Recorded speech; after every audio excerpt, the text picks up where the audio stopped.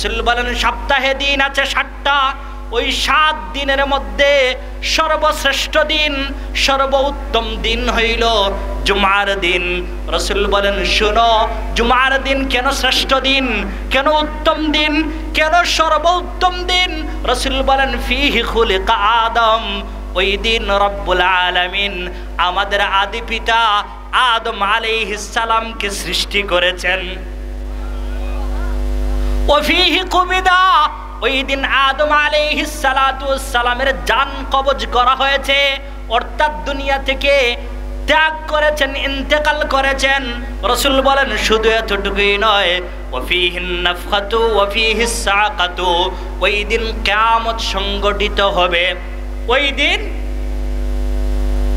আপনারা কি আমার কথা বুঝেন না?